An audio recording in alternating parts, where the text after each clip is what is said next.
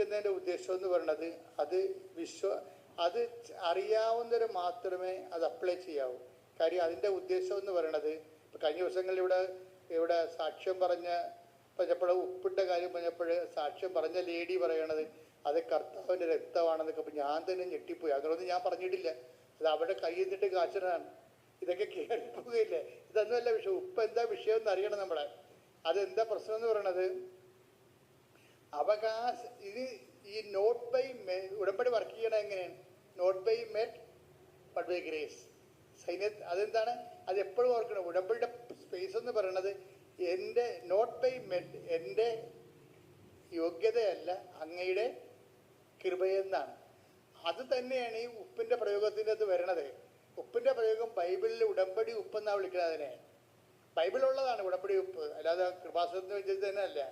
ഉടമ്പടി ഉപ്പ് ബൈബിളിലുള്ളതാണ്. പക്ഷെ ഉപ്പ് ഉപയോഗിക്കുന്നത് എപ്പോഴാണ്? അഹ്റോന് അതുപോലെ ലേവ്യ സന്തതികൾക്കും ഇസ്രയേലിൻ്റെ ഭാഗം വെച്ചപ്പോൾ ഓഹരിയില്ല. അപ്പോൾ മോശസ് അഹ്റോനോട് പറയും, ലേവ്യ പുത്രന്മാർ പുരോഹിതന്മാരും അൾത്താര ശുശ്രൂഷകരാണ്, അവർക്ക് ഇസ്രയേലിൽ ഓഹരിയില്ല. ദൈവമായ കർത്താവായ ദൈവം തന്നെയാണ് അവരുടെ ഓഹരി.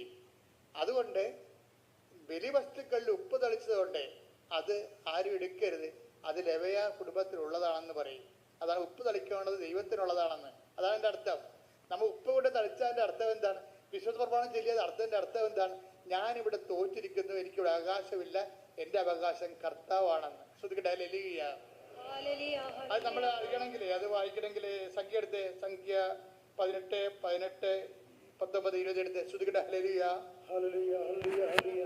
യേശുവേ നന്ദി. Hallelujah, hallelujah, hallelujah. യേശുവേ സ്തുതി. Hallelujah, hallelujah, hallelujah. യേശുവേ ആരാധന, ആരാധന, ആരാധന, ആരാധന. സംഖ്യ 18:19. ഇസ്രായേൽ ജനം കർത്താവിന് നീരാജനമായി സമർപ്പിക്കുന്ന ഉപ്പ് തളിച്ച് സമർപ്പിക്കുന്ന വിശുദ്ധ കാഴ്ചകളെല്ലാം നിനക്കും പുത്രന്മാർക്കും പുത്രിമാർക്കും ശാശ്വത അവകാശമായി ഞാൻ നൽകുന്നു. കർത്താവ് ഞാനാണ് നിന്റെ അവകാശവും ഓഹരിയും.